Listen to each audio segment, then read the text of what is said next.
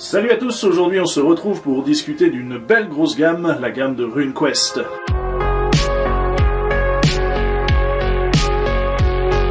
Et donc aujourd'hui c'est pas mes mains que vous allez voir sur la table, c'est celle d'Alex, parce qu'Alex est assez vieux pour avoir connu les anciennes versions de RuneQuest, donc c'est lui qui va vous parler de la nouvelle puisqu'il s'est jeté dessus avec beaucoup d'impatience. Merci Guillaume. Effectivement, RuneQuest est de retour grâce à nos amis de Dead Crows. Une magnifique localisation, traduction, un extraordinaire travail de développement. Donc d'abord, bravo à eux. Ça fait longtemps qu'on attendait une nouvelle version de RuneQuest. Alors je vais vous parler un petit peu de RuneQuest, mais très rapidement. Vous expliquer pourquoi il faudrait que vous y jouiez, pourquoi le jeu a toujours eu une sorte de réputation de mont Everest impossible à gravir, et alors que c'est complètement usurpé. C'est un jeu qui est finalement assez accessible pour peu qu'on aime ce genre d'univers, et cet univers étant envoûtant, vous ne pourrez que l'aimer. Donc qu'est-ce que c'est RuneQuest? C'est pas un jeu médiéval fantastique, absolument pas, c'est même pas un jeu d'heroic fantasy.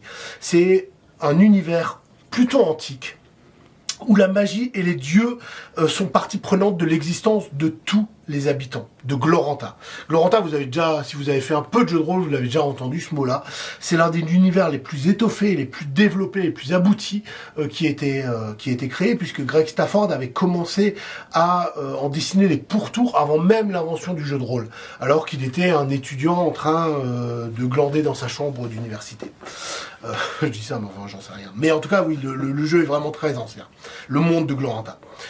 Il s'est considérablement étoffé au fur et à mesure des années, de sorte que les gens pensent qu'aujourd'hui c'est impossible de rentrer dedans. Et c'est là la première erreur que les gens font en approchant RuneQuest, c'est de penser qu'il faut connaître le monde entier pour jouer. Si on devait faire un parallèle, c'est comme si aujourd'hui, pour jouer la moindre campagne de Donjons et Dragons, il fallait connaître parfaitement tous les royaumes oubliés. Elles prennent toute place dans cet univers, et au final on n'a pas besoin de connaître l'univers pour apprécier la campagne elle-même.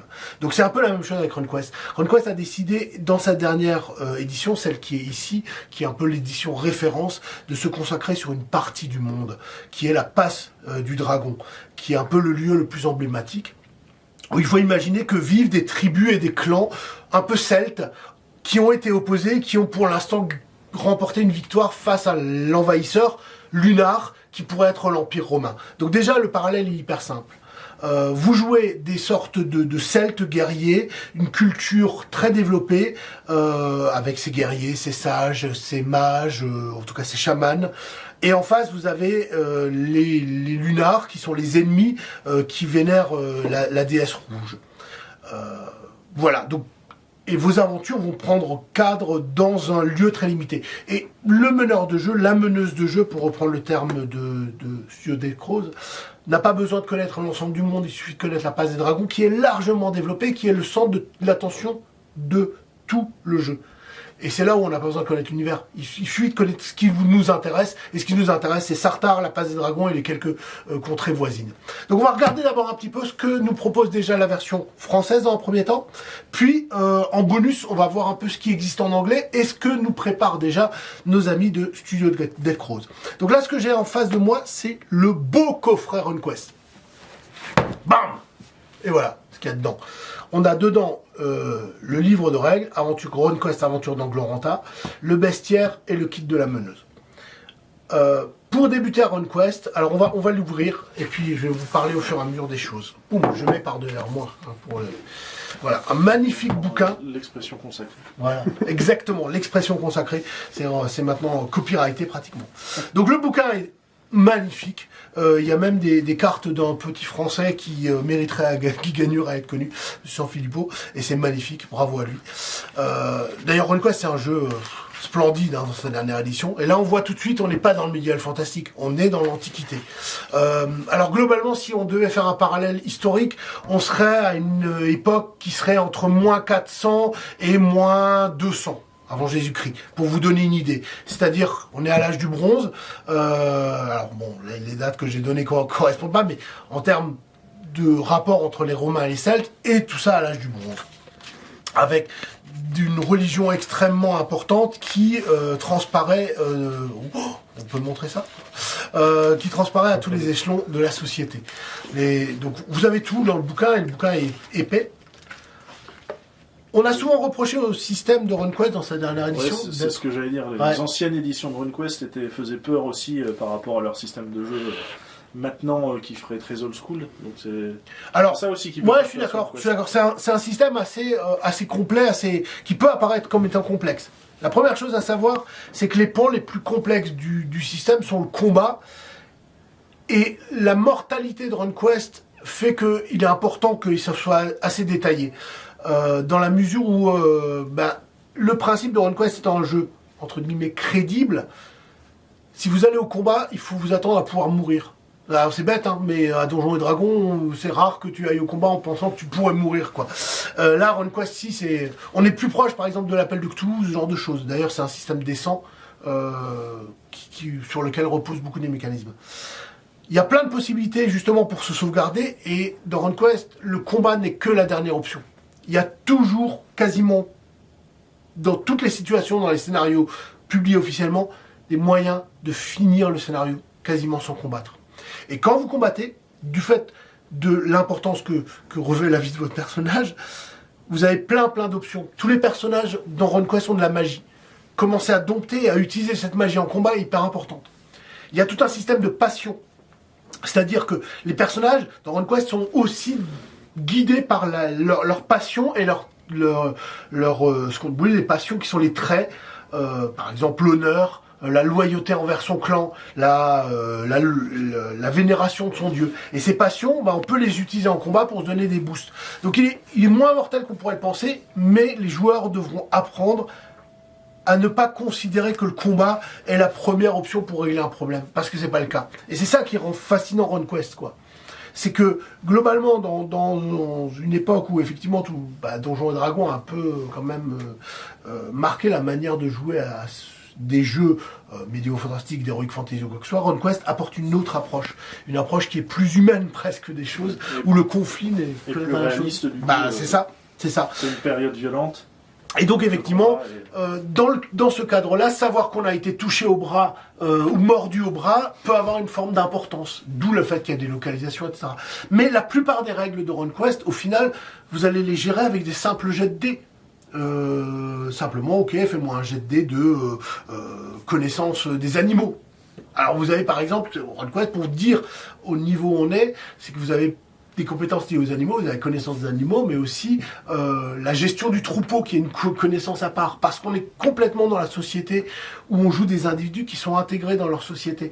Et finalement, beaucoup des campagnes vont commencer avec des petits événements liés au clan. Un clan voisin a fait un raid et a piqué 4 de nos bœufs. Bon, on va se venger, on va faire un raid sur leurs moutons.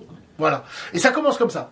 Et on est vraiment intégré dans une structure clanique dans la passe du dragon. Et au début, c'est très surprenant pour les joueurs.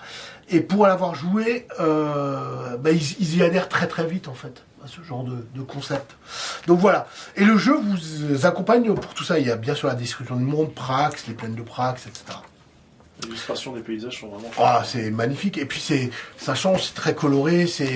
Donc là, on retrouve effectivement, on voit que c'est clairement antique comme jeu, beaucoup plus que médiéval fantastique, ce qui est assez rafraîchissant.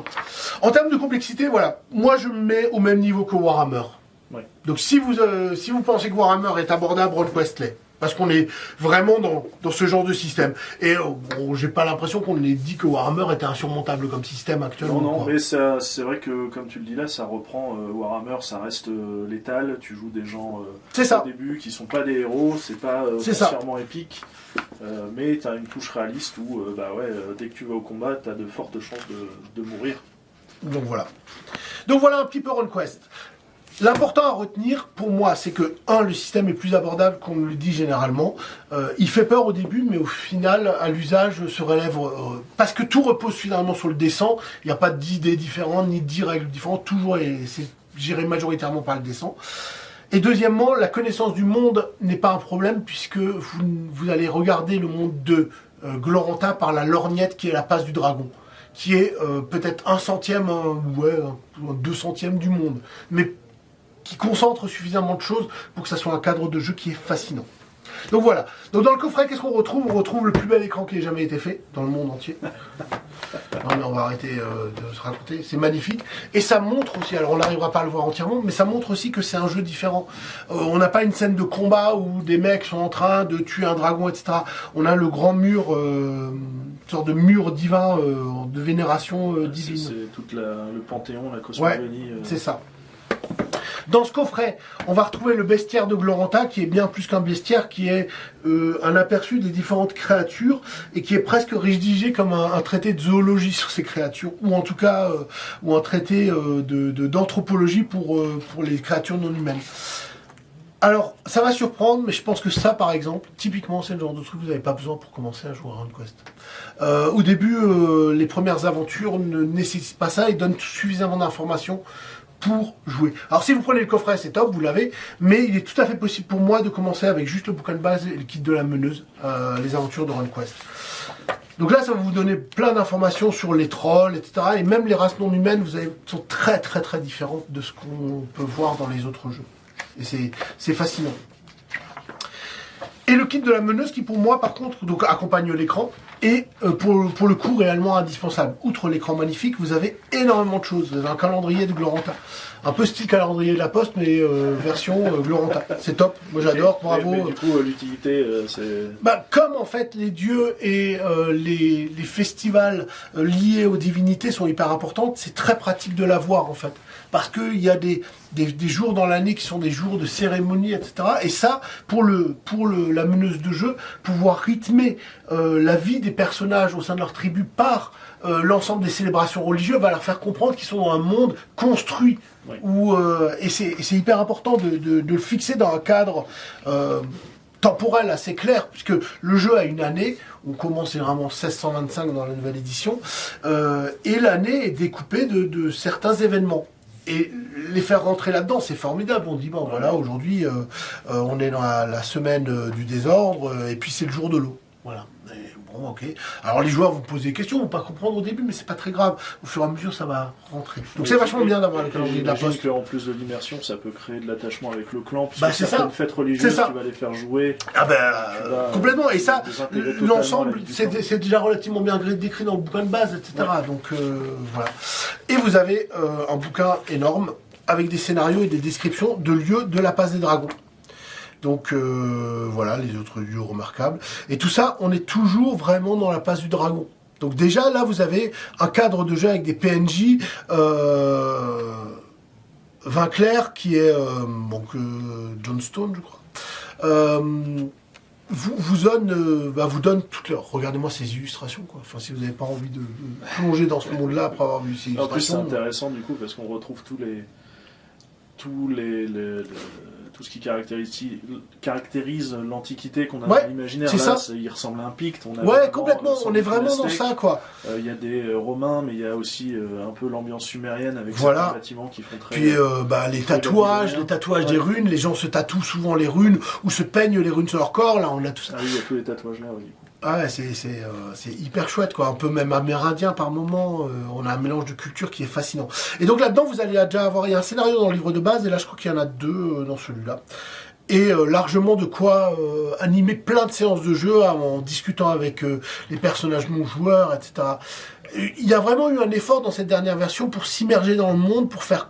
Parce que moi je me rappelle la première version d'Oriflamme, on n'avait pas tout à fait compris que c'était un peu antique, enfin c'est un peu étrange en termes de graphisme. Là on est vraiment dans le monde de RuneQuest et c'est fascinant, quoi.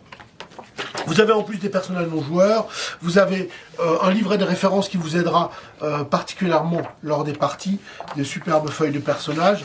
Alors oui, les feuilles de personnages peuvent apparaître extrêmement complexes, puisque c'est... Mais la plupart, par exemple, ici, c'est que des histoires familiales, parce que lors de la création de perso, vous allez déterminer ce que vos parents ont fait, ce qu'ils ont combattu, et ça va donner des caractéristiques à votre personnage. Par exemple, si votre père a été tué par un lunar, vous allez gagner la passion haine lunar. Ok. Voilà. Et ça montre vraiment l'inscription du personnage au sein d'une société. On joue pas des aventuriers à RunQuest, on joue des gens intégrés dans leur clan, etc.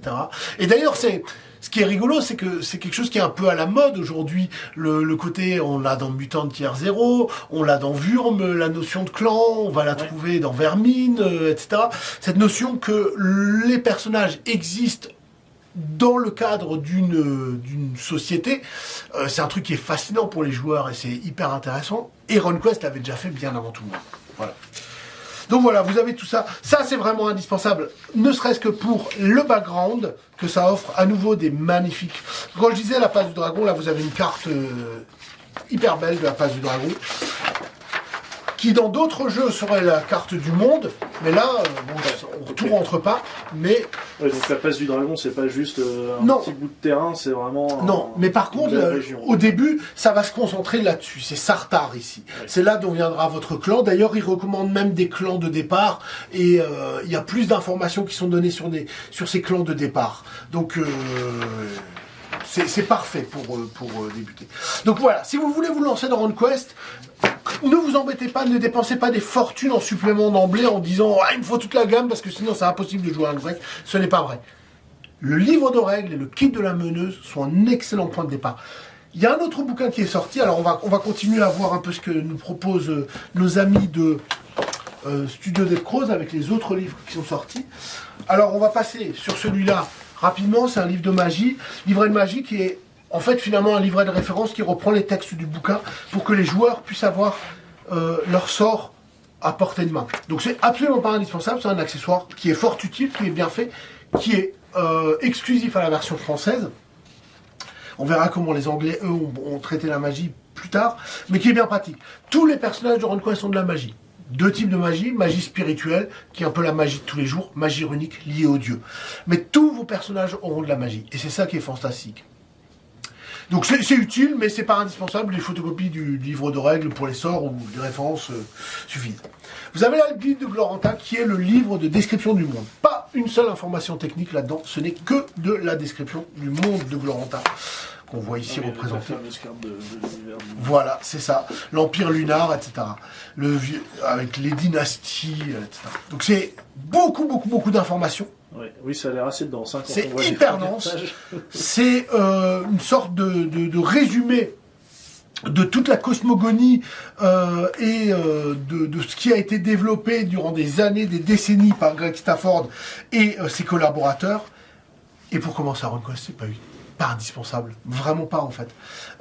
Franchement, le mythe draconique de la création, vous n'avez pas besoin de le connaître pour jouer quoi. Non mais soyons clairs. Ça c'est vraiment plus pour approfondir l'univers. Exactement. Quand vous aurez lancé quelques parties, que la campagne sera déjà lancée, vous avez commencé à avoir, vous allez certainement avoir envie naturellement de découvrir un peu plus de choses sur le monde, et ça viendra. Mais au début, les informations sur les dieux, sur le monde et sur l'environnement dans le livre de règles suffisent largement. Pas besoin de vous disperser entre guillemets. C'est entre guillemets, ouais, je pense que c'est un peu le travers qu'ont tous les rôlistes. C'est comme on est amoureux d'un truc, on a envie de tout avoir et de toutes les informations, mais le fait de trop en avoir et de trop en savoir fait que, un, on va submerger les joueurs sur les informations et ils vont être paumés.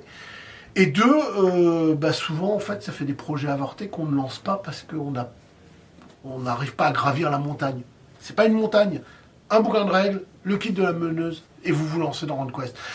Vous aurez déjà 3 scénarios de mémoire, 3 scénarios, ce qui est largement assez pour jouer un certain nombre de séances, parce que si vous animez la vie du clan, que vous créez vos propres PNJ, l'environnement, ça va déjà durer, les gens vont s'approprier leur environnement. Donc pas besoin de plus au début. Et puis par la suite, le guide de Gloranta, c'est une formidable lecture, hein, c'est génial. Je pense que la moitié des informations, vous n'en aurez pas besoin. Mais voilà, connaître les dieux lunars au début, ils n'auront même pas affaire aux lunars. Le lunar, c'est le méchant envahisseur à l'ouest, quoi. Ça suffit. Et de savoir qu'ils vénèrent des dieux qui sont différents, qu'ils ont une grande chauve-souris pourpre, légendaire, ça suffit. Le jeu de base vous donne déjà toutes ces informations. Et quand vous voudrez... on n'a pas le droit de montrer ça. Quand vous voudrez... Nous, on s'en fout. Ouais. Quand vous voudrez approfondir, vous pourrez aller sur le guide de Glande. Un autre bouquin, par contre, qui lui est très très chouette, et qui est aussi une exclusivité française, c'est les Enfants de la Flamme. C'est des scénarios et une nouvelle tribu écrits par le célèbre Philippe Horibon, auteur amoureux de RunQuest, de l'Appel de Cthulhu et tout ça. C'est l'auteur des Lames du Cardinal. Ouais, et l'auteur des Lames du Cardinal. Voilà, merci Guillaume. Et ben c'est très bien. C'est un nouveau bouquin de scénario. Ça vous fournit encore des scénarios et toutes les informations pour mettre en scène ces scénarios. Donc, à nouveau, c'est autosuffisant. Donc c'est parfait. C'est du scénario indépendant du coup, il y a quand même... Ouais, dans le cadre d'une tribu, etc. Mais on peut les lier, même si on a commencé avec une autre tribu, on va pouvoir les lier à d'autres personnages, etc. Donc voilà, il y a les personnages de la tribu et les scénarios qui sont liés à cela. Okay. Et à nouveau, la carte de Sartar, parce que Sartar est le cœur du truc. Vous connaissez cette carte, vous savez à peu près quelle tribu les habite, et elles sont décrites dans le bouquin de base, vous avez déjà largement de quoi jouer.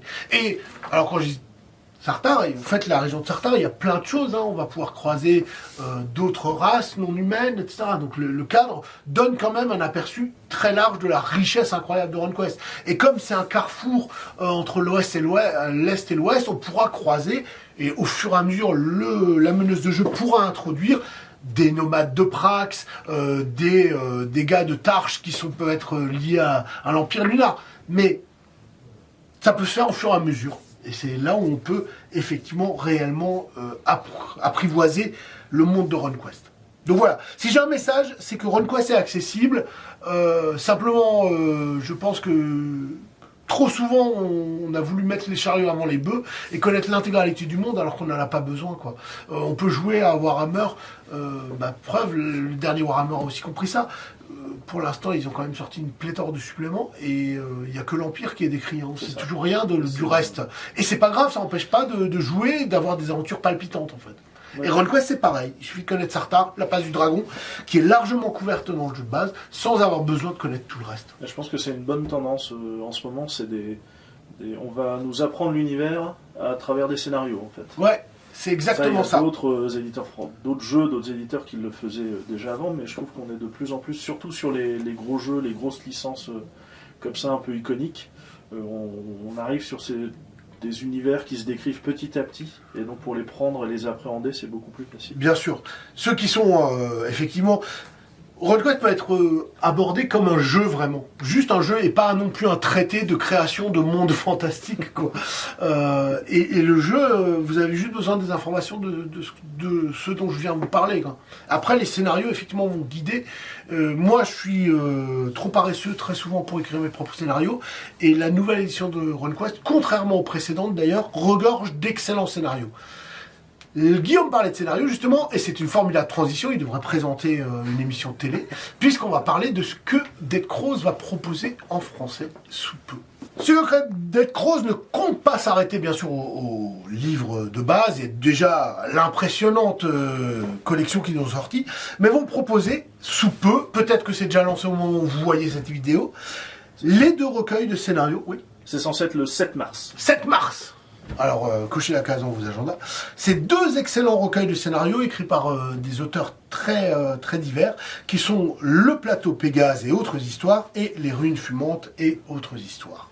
Donc, ça vous propose... Alors, avec ces 2 livres, vous avez 10 scénarios. Ils se passent tous dans Sartar et les environs, et quand ça sort un peu donc des environs très proches de Sartar, ça va décrire l'environnement. Donc, c'est un complément idéal quand vous aurez fini les 3 aventures que vous avez dans le bouquin de base et le kit de la meneuse. Il y a plein d'informations, à nouveau c'est somptueux, alors là on est sur le plateau Pégase, avec la carte, les localisations des différents scénarios, et à nouveau on voit, c'est dans la passe du dragon, je vous ai pas menti, on n'en sort pas et on continue à explorer cet environnement, quoi. La manière dont effectivement les joueurs vont pouvoir approcher le plateau Pégase, il y a des scènes assez croustillantes. Voilà le plateau Pégase. J'aime bien ce côté très coloré aussi. Ouais, ça change parce qu'on est un peu tout le temps dans le grim. Ok, tu veux jouer au jeu de rôle, mais prépare-toi à faire une dépression.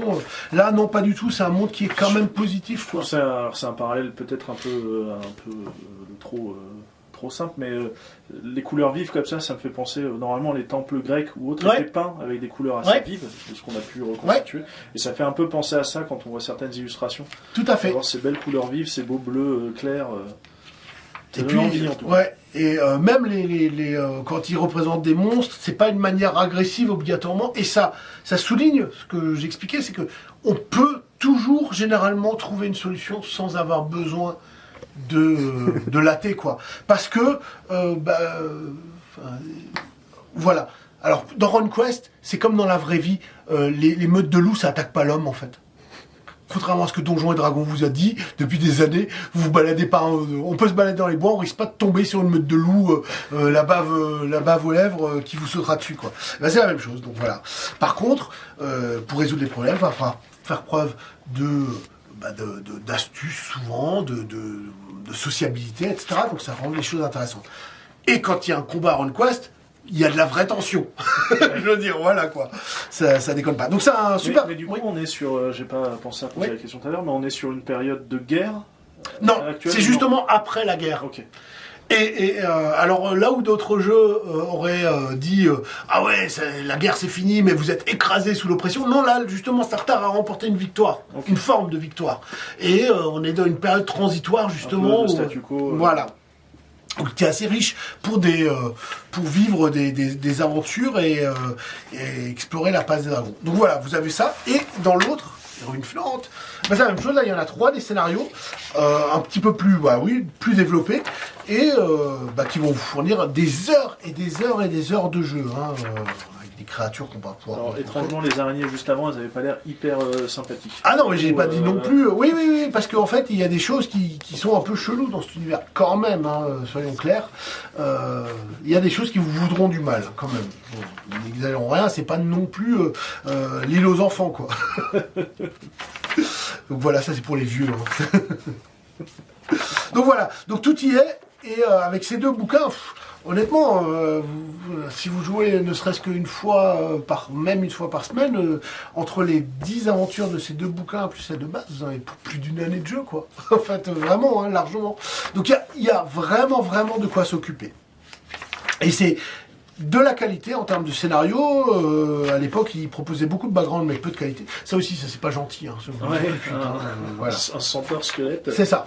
On évite le centaure squelette, on se faufile, on essaie de pas attirer son attention. Donc voilà.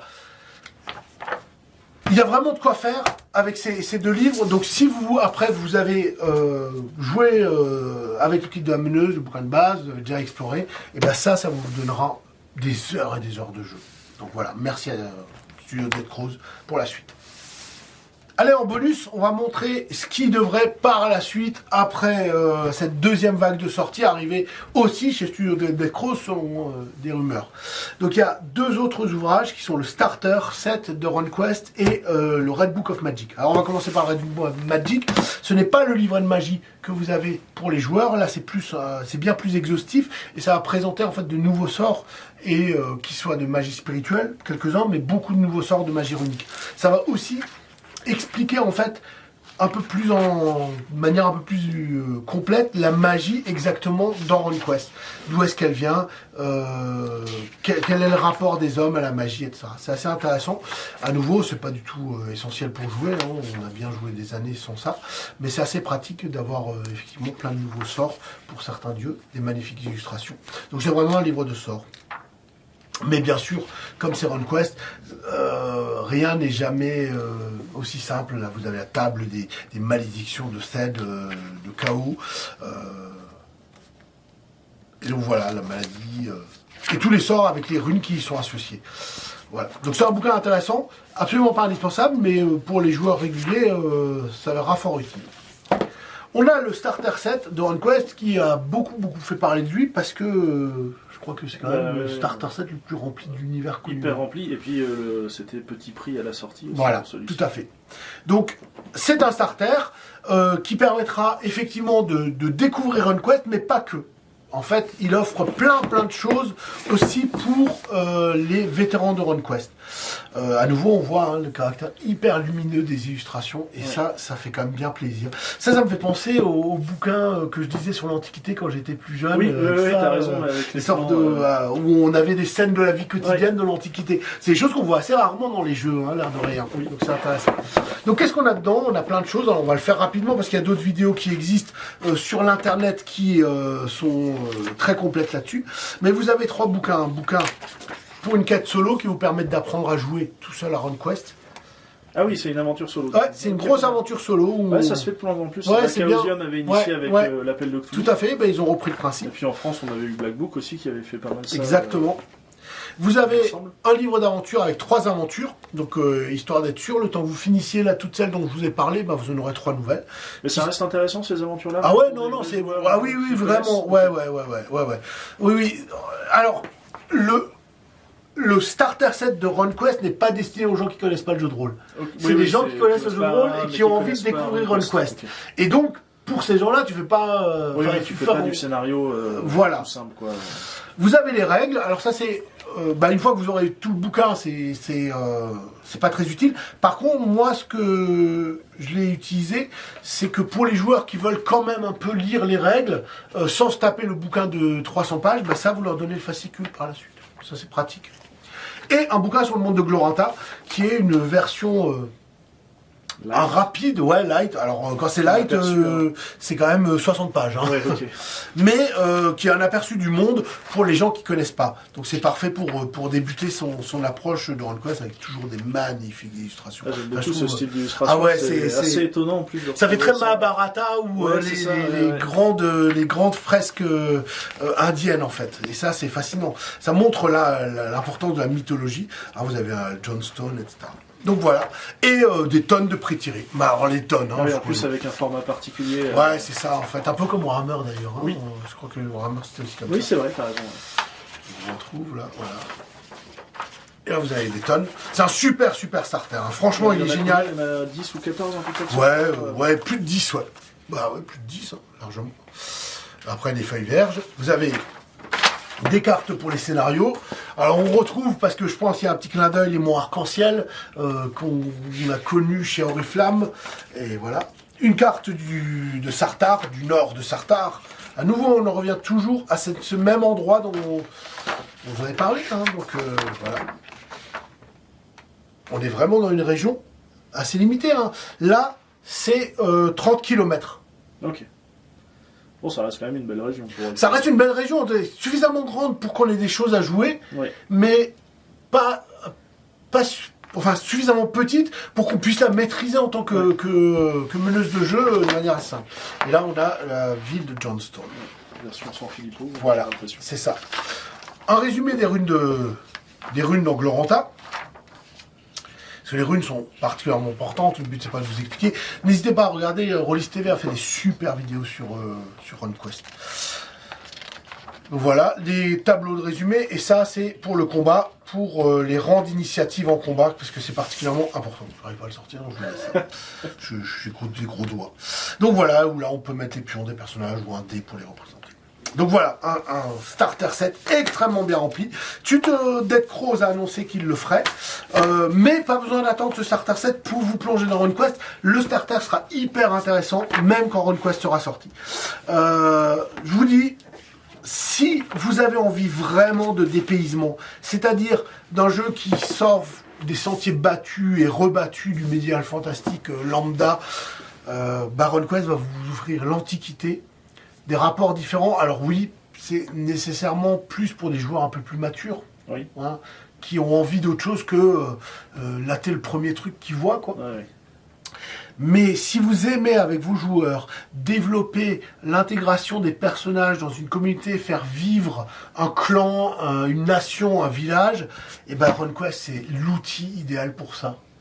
Yes. Et à nouveau, pas besoin de lire 10 000 pages de trucs. Il y a eu la littérature qui est sortie sur le monde de Gloranta est absolument incroyable. Et vous n'arriverez pas à tout lire. Et je vais juste finir sur une chose hyper importante qui est en frontispice pratiquement de tous les bouquins, qui est une phrase de Gray Stafford qui disait en anglais « Your Gloranta may vary ». Votre Gloranta peut être différent. C'est parce que c'est votre monde. Et à partir du moment où c'est votre monde, si vous n'êtes pas d'accord, ou même si vous ignorez que d'autres choses ont été écrites, c'est pas grave en fait. Commencez à la passe du dragon, faites vivre Sartar, et vous allez vous éclater. Du coup, j'ai juste envie de dire en conclusion, quand est-ce qu'on joue? Ah oui, hein, c'est bien, RuneQuest, c'est bien. Bon ben voilà, donc je laisse le dernier mot d'au revoir à Guillaume, et je vous dis à bientôt pour une autre vidéo. Au revoir.